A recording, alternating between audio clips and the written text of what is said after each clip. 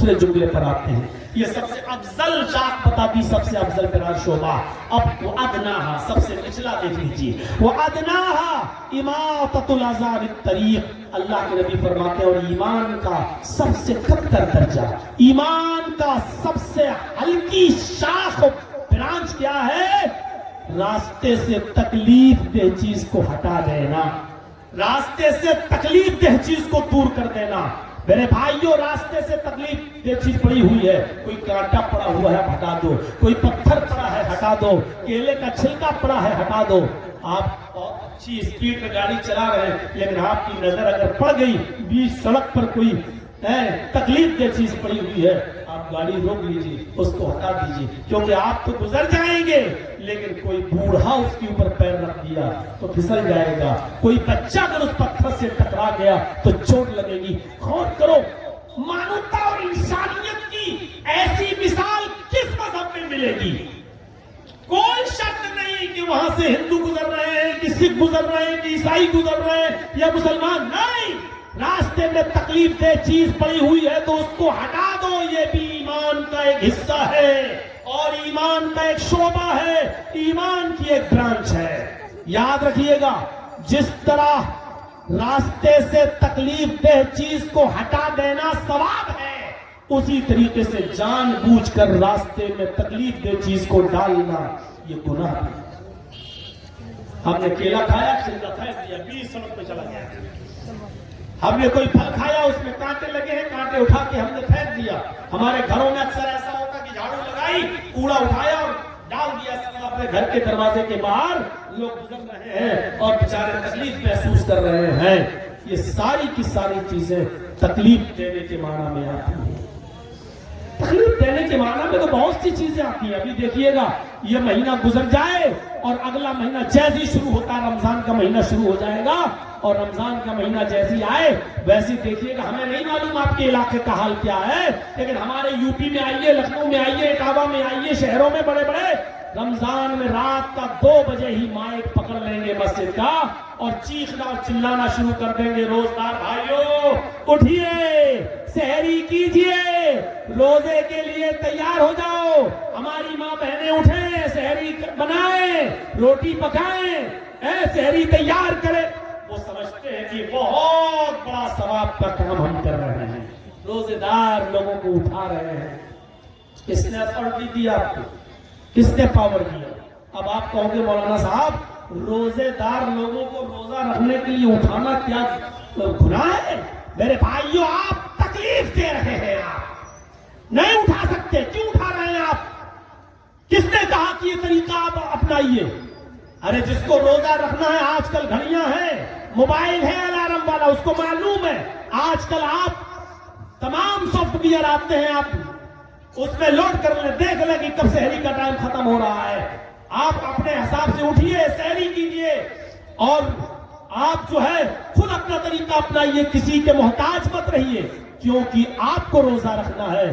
کچھ ایسے لوگ بھی ہیں شریعت نے جن کو روزے کی رخصت دی ہے, آپ کون ہوتے ہیں ان کی نیند میں ڈسٹرب کرنے کے لیے؟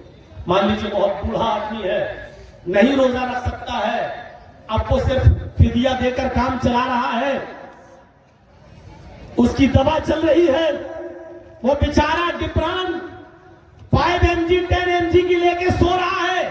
اس کو ڈاکٹر نے دوا کے ساتھ نیند کی گولی بھی تجویز کی ہے, وہ نیند نہیں آتی ہے اس کو, وہ جب تک نیند کی ٹیبلٹ نہیں لیتا ہے سوتا نہیں ہے.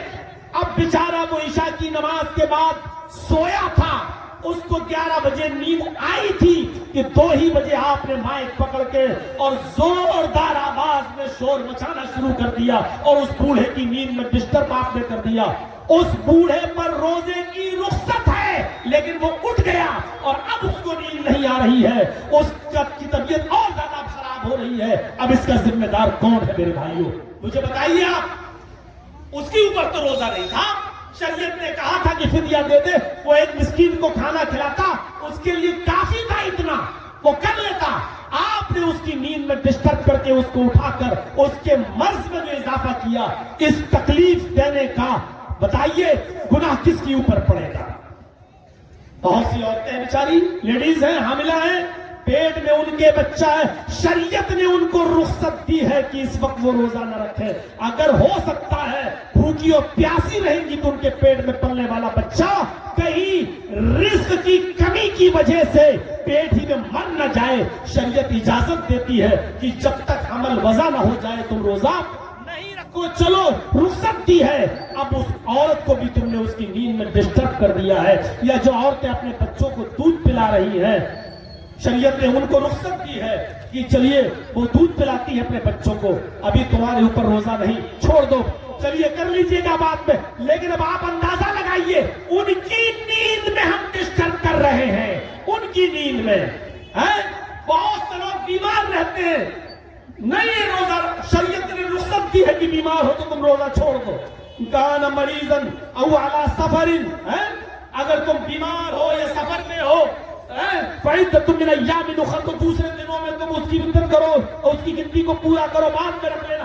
شریعت نے اجازت دی ہے تو تم ان بیمار لوگوں کو بھی تکلیف پہنچا رہے ہو، ان کی نیند میں ڈسٹرب کر رہے ہو. آپ سمجھ رہے ہو کہ ہم بہت بڑا نیک کام کر رہے ہیں. یہ ساری چیزیں لوگوں کو تکلیف دینے کے زمرے میں آتی ہے. کوئی چیز سامان خریدنے لگے، اس دکان پہ بکتا ہے اور ہم نے اپنی گاڑی کھڑی کر دی، 4 ویلر لے جا کر بیچ راستے میں. اب ادھر سے بھی لوگوں کو آنے میں دقت، ادھر سے بھی دقت، ہم کو آدھا گھنٹہ لگ رہا سامان خریدنے میں. غلط جگہ پر گاڑی کا پارک کرنا بھی جس میں لوگوں کے آنے جانے کا مسئلہ ہو، میرے بھائیوں یہ بھی تکلیف دینے کے زمرے میں آتا ہے، یہ بھی تکلیف دینے کے ضمن میں آتا ہے. غلط جگہ ہم گاڑی پارک نہیں کر سکتے. شادی ہونا ہے ہماری بیٹی کی، لوگ آئیں گے، 300-400 آدمیوں کو کھانا کھلانا ہے، گھر کے باہر آنے جانے کا راستہ ہے، ہم نے وہی ٹینٹ ڈال دیا ہے. اب بیچارے لوگ گھوم کر 2 کلومیٹر سے جا رہے ہیں اور وہاں سے آنا جانا. میرے بھائیوں آپ کو یہ اختیار نہیں ہے کہ راستے کو آپ جام کریں گے اور آنے جانے کے والے لوگوں کو آپ تکلیف دیں گے. ہو سکتا ہے کوئی ایمرجنسی مریض بیچارہ جا رہا ہو اور اس کو 2 کلومیٹر یا 5 کلومیٹر کا سفر طے کر کے پھر آگے جانا ہو، اتنی دیر میں اس مریض کی حالت سیریس ہو اور وہ بیچارہ مر جائے اسپتال پہنچنے سے پہلے، تو ان تمام چیزوں کو آپ تکلیف دینے کے ضمن میں مانا جائے گا. تو فرمایا اماطۃ الاذی عن الطریق، راستے سے تکلیف دہ چیز کو ہٹا دینا، یہ بھی ایمان کا ایک حصہ ہے. 2 چیزیں، تیسری چیز کی طرف آئیے جو ہماری تقریر کا ایک حصہ ہے. والحیاء شعبۃ من الایمان، حیا ایمان کا ایک شعبہ ہے. حیا بھی ایمان کی ایک برانچ ہے. شرم و حیا اور اہم چیز ہے میرے بھائیوں. شرم و حیا کے تعلق سے بخاری شریف کی یہ حدیث اگر آپ کے سامنے رکھ دی جائے تو کافی ہے کہ اذا لم تستحی ففعل ما شئت. اللہ کے نبی صلی اللہ علیہ وسلم نے بہت چھوٹا سا جملہ کہا اور اس جملے میں سب کچھ چھپا ہوا ہے. آپ نے فرمایا اگر تیرے اندر شرم و حیا نہ رہی، شرم و حیا نکال لی جائے، اذا لم تستحی، اگر تیرے اندر سے حیا اٹھا لی جائے، اگر حیا نہیں رہے، شرم نکال دی جائے، ففعل ما شئت، تو پھر تو کر جو کچھ کرنا چاہے، تیرا دل جو کرنا چاہے وہ تو کر. یعنی جب شرم و حیا کسی انسان کے اندر سے نکل جائے گی تو پھر اس کے اندر وہ ہر برائی کا کام کرنے میں کوئی جھجک محسوس نہیں کرے گا. کیوں؟ کیونکہ شرم و حیا نہیں ہے. میں نے 20 سال پہلے کا زمانہ دیکھا ہے. ہماری ماں بہن بیٹیاں جو شرم کے ساتھ چلتی تھی، آج 20 سال کے بعد وہ شرم و حیا نہیں. اور آگے آنے والا زمانہ ہر دن پہلے دن سے زیادہ مزید خطرناک ہوتا جا رہا ہے. آج دیکھ لیجئے پشچمی سبھیتا، ویسٹرن کلچر، مغربی تہذیب اتنی حاوی ہو چکی ہے کہ آج شرم و حیا کا جنازہ نکل چکا ہے. آپ یوٹیوب دیکھتے ہوں گے، فیس بک پہ آپ کی نظر ہوتی ہوگی، کتنی مسلم لڑکیاں آج کیسی کیسی ویڈیو اپلوڈ کر رہی ہیں. آپ جانتے ہیں کہ یہ لڑکی کہاں کی رہنے والی ہے. میں جس شہر لکھنؤ سے وابستہ ہوں اس وقت میں جانتا ہوں میرے بھائیوں، انسٹاگرام پر لکھنؤ کی ایسی ویسی نہیں، بڑے بڑے حاجی اور بڑے بڑے تہجد جوانیوں کی لڑکیاں انسٹاگرام پر کس کس طریقے کی ویڈیوز بنا رہی ہیں، سر سے اوڑھنی غائب، کپڑے بھی اتنے شارٹ، شرم و حیا کا جنازہ نکل گیا۔ سچ کہا تھا اللہ کے رسول نے کہ اذا لم تستحی فافعل ما شئت، جب تیرے اندر سے شرم نکل جائے گی تو پھر تیرا جو دل چاہے گا وہ کرے گا۔ جب شرم ہی نہیں رہی تو اب کیا روک لوگے؟ آج ہم خود اپنی بیٹیوں کے ہاتھوں میں موبائل دے رہے ہیں، ٹی وی گھر کی شان ہو چکی ہے، اور کون کون سے سیریل اور کون کون سے ڈرامے آج چل رہے ہیں، اور افسوس یہ ہے کہ باپ بھی وہی بیٹھا ہے، بیٹی بھی بیٹھی ہوئی ہے، اور اس منظر کو دیکھ شرم و حیا نکل چکی۔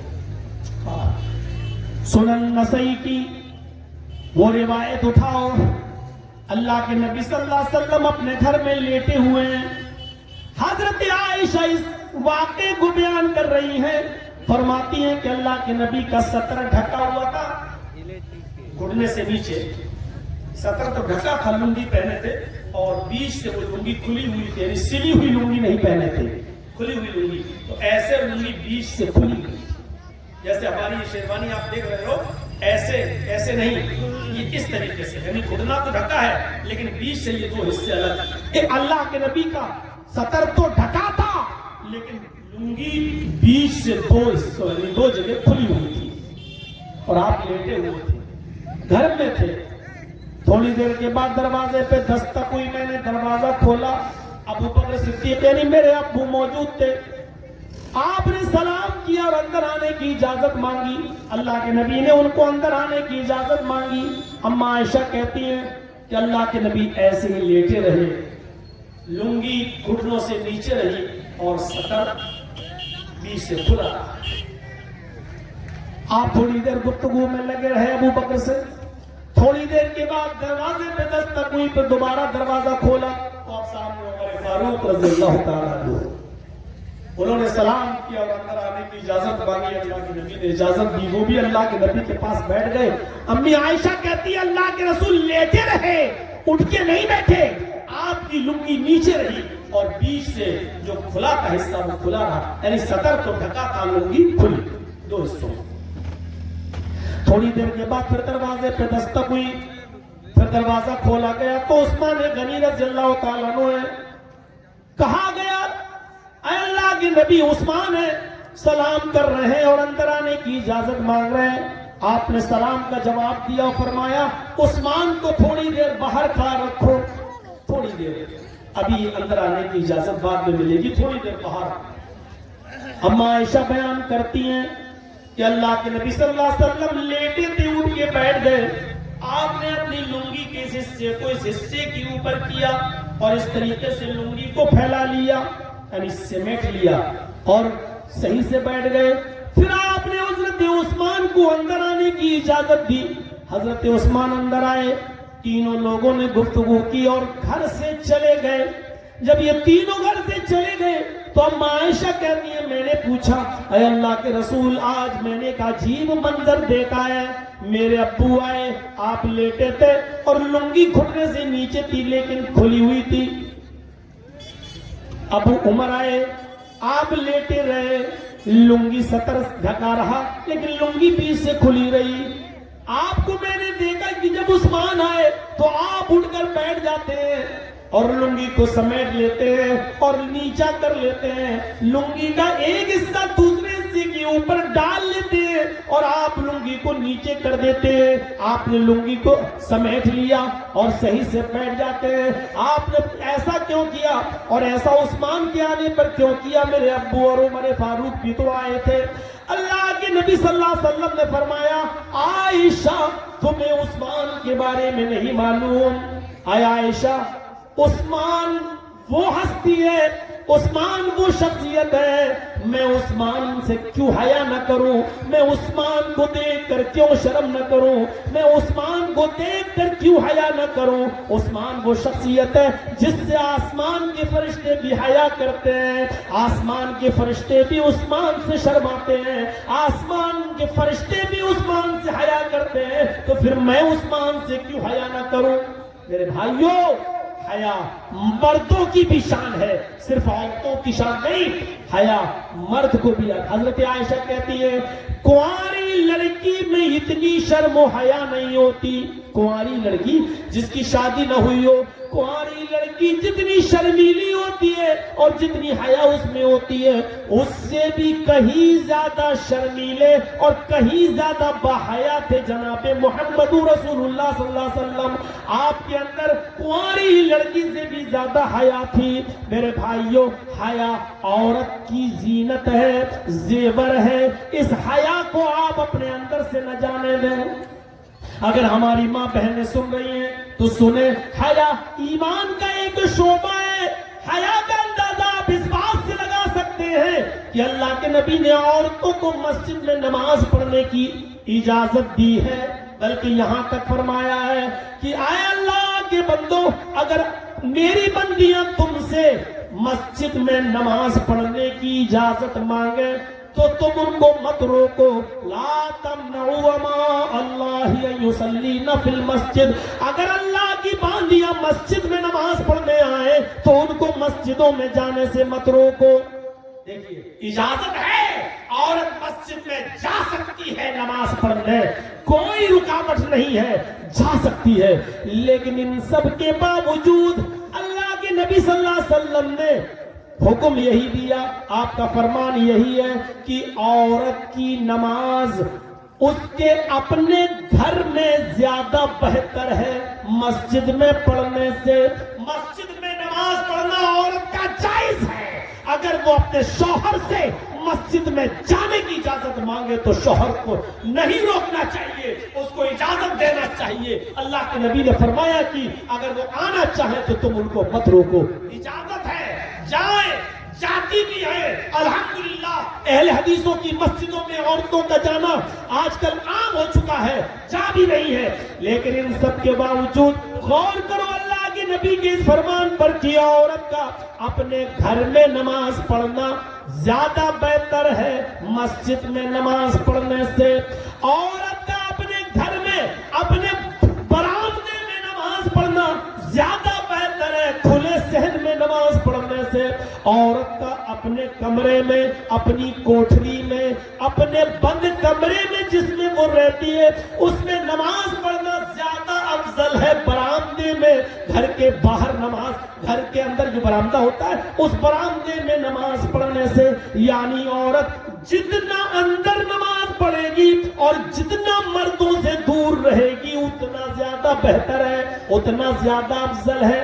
یہاں سے آپ اندازہ لگائیے، گھر میں شوہر ہوتا ہے، بھائی ہوتے ہیں، پھر بھی اللہ کے نبی کہہ رہے ہیں اس کا اپنے کمرے میں نماز پڑھنا زیادہ بہتر ہے برآمدے میں نماز پڑھنے سے۔ کچھ بھی ہو، گھر میں آنا جانا لگا رہتا ہے، کبھی خالہ کا لڑکا، کبھی ماموں کا لڑکا، کبھی چچا کا لڑکا، کبھی آس پاس پڑوس کے لوگ، تو اللہ کے نبی کیا کہتے ہیں؟ تو عورت کا اپنے بند کمرے میں نماز پڑھنا، جس میں وہ رہتی ہے اپنے شوہر کے ساتھ، اس کمرے میں نماز پڑھنا زیادہ بہتر ہے اس کمرے کے باہر برآمدے میں نماز پڑھنے سے۔ یعنی جتنا وہ مردوں سے دور رہے گی اتنا زیادہ افضل ہے۔ یہ ہے عورت کی شرم و حیا کا تعلق۔ میرے بھائیوں، آج اس دور میں کیا تصور کر سکتے ہیں؟ آج کے اس دور میں کیا تصور کر سکتے ہیں؟ ایک چیز اور سمجھیے، ایک چیز اور کوشش کیجیے سمجھنے کی۔ چلیے عورتیں مسجد میں آ گئی، مسجد میں نماز پڑھنا اور پہلی صف کا ثواب، اللہ کے نبی فرماتے ہیں کہ اگر تمہیں یہ پتا چل جائے کہ پہلی صف میں نماز پڑھنے کا ثواب کتنا زیادہ ہے، پہلی صف میں نماز پڑھنے کا ثواب کتنا زیادہ ہے، تو لوگ پہلی صف کے لیے لڑنا شروع کر دیں گے، جھگڑا کرنا شروع کر دیں گے، قرآن اندازی کی نوبت آ جائے گی، پرچیاں پھینکی جائیں گی، جس کا نام نکلے گا اس کو آگے، یعنی اپنے آگے آنے کرنے کے لیے لوگ لڑیں گے. مان لیجیے ایک ہی ساتھ مسجد میں گھس گئے, اب کون آگے صف میں؟ فرمایا کہ لوگ لڑنے لگے. اگر پہلی صف میں نماز پڑھنے کا ثواب پتا چل جائے کتنا ہے تو لوگ قرآن اندازی کرنے لگیں گے. قرآن اندازی, اس سے آپ اندازہ لگائیے پہلی صف کا ثواب کتنا ہے. لیکن اللہ کے نبی صلی اللہ علیہ وسلم نے فرمایا خیر صفوف الرجال اولها وشرها آخرها, مردوں کی پہلی صف سب سے افضل ہے اور آخری صف مردوں کی آخری صف ثواب اور برکت اور خیر کے اعتبار سے سب سے بری صف ہے. مردوں کی اول پہلی صف سب سے افضل صف ہے. لیکن عورتوں کے تعلق سے کیا فرمایا؟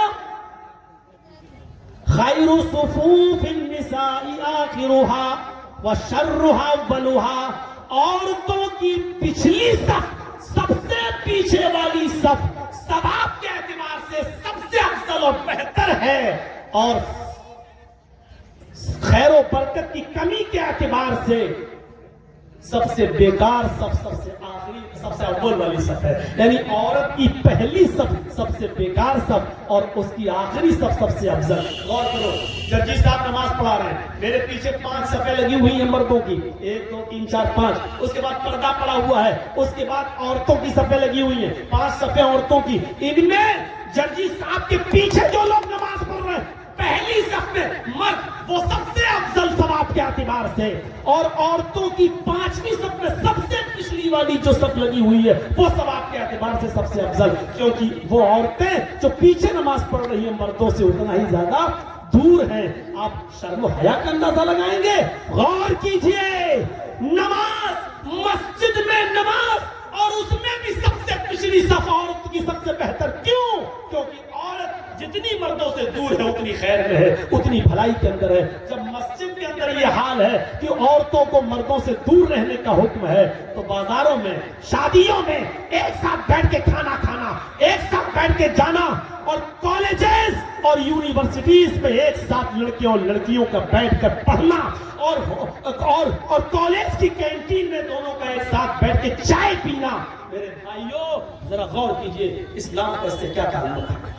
میرے بھائیوں, نکاح کے موقع پر کیا ہوتا ہے؟ اللہ کے نبی نے کہا کواری لڑکی ہے اور اس سے شادی ہو رہی ہے تو اس کی اجازت کیا ہے؟ اسے لڑکی سے اجازت لی جائے گی, لیکن اس سے زبردستی مت کہلواؤ کہ قبول کیا. ہمارے علاقے میں کیا ہوتا ہے ہمیں آپ کے علاقے میں نہیں معلوم. ہمارے یہاں کچھ لڑکیاں بیٹھی ہوتی ہیں, قاضی صاحب یا کوئی ایک وکیل ہوتا ہے اور 2 گواہ, وہ جاتے ہیں اور لڑکی سے کہتے ہیں کہ فلاں فلاں لڑکے کے ساتھ آپ کا نکاح کیا جا رہا, آپ کا مہر اتنا ہے, کیا تم نے قبول کیا؟ تو بیچاری بولتی نہیں, خاموش رہتی ہے. تو زبردستی بلواتے ہیں, بیٹا قبول کیا؟ سر نیچے کیے ہوئے, بیٹا بتاؤ نا قبول کیا؟ تب اس کی سہیلیاں کوہنی مار مار کے کہتی ہیں کہہ تو قبول کیا, کہہ تو قبول کیا. تب بھی نہیں کہتے تو سہیلیاں کہواتی ہیں کہ قبول کیا. جب تک وہ کہہ نہیں دیتی اور گواہ سن نہیں لیتے جو آتے ہیں 2 آدمی کہ ہاں ہاں سن لیا, تب تک اس کے دستخط نہیں کرائے جاتے ہیں. یہ سراسر شرعی تعلیم کے خلاف ہے. عورت کی شرم و حیا کا اتنا خیال رکھا ہے محمد رسول اللہ صلی اللہ علیہ وسلم نے, فرمایا کہ اس سے ایک بار پوچھ لو, اس نے سن لیا اور خاموش رہ گئی تو اس کی خاموشی کو ہی اس کی اجازت مان لو. اذنھا سماعتھا, اس کی خاموشی ہی اس کی اجازت ہے. مت کہلواؤ اس کے منہ سے کہ کہو کہ ہاں میں نے قبول کیا. تو میرے پیارے ساتھیوں, ہمیں اور آپ کو سوچنا چاہیے, جہاں عورت کی خاموشی کو اس کی اجازت مان لیا, اس سے کچھ کہلوایا بھی نہیں جا رہا کہ مت, کوئی ضرورت نہیں تمہیں کہنے کی, خاموشی کو اجازت مان لو. اتنی شرم و حیا کا خیال رکھا. آج تو موبائلوں پہ لگی ہوئی ہے, گفتگو لگے 1 گھنٹہ 2 گھنٹہ پوری رات باتیں چل رہی ہے واٹس ایپ پر, فیس بک پر. اللہ رب العالمین ہمارے اور آپ کے سب اس معاشرے کے اندر شرم و حیا پیدا فرما دے. اور میرے بھائیوں, کافی دیر ہو چکی, 2 بج چکے ہیں. اللہ تعالیٰ سے دعا کرتا ہوں کہ بار الہ ہمیں لا الہ الا اللہ کے تقاضوں کو سمجھنے کی توفیق عطا فرما. الہ العالمین ہمیں لوگوں کی ضرورتوں کو سامنے رکھتے ہوئے تکلیف دہ چیزوں کو راستے سے ہٹانے کی توفیق عطا فرما, اور ہمارے معاشرے کو پاک و صاف فرما دے, بے شرمی سے، بے حیائی سے، بے غیرتی سے، اے اللہ غیرت ہمارے اندر بھر دے، اے اللہ شرم و حیا کا ہمیں پیکر بنا دے، اے اللہ جب تک تو ہمیں زندہ رکھ، اسلام پہ زندہ رکھنا، جب ہمارا خاتمہ ہو تو ایمان پر خاتمہ فرمانا۔ وما علینا الا البلاغ المبین، وآخر دعوانا الحمد للہ رب العالمین۔ السلام علیکم ورحمۃ اللہ۔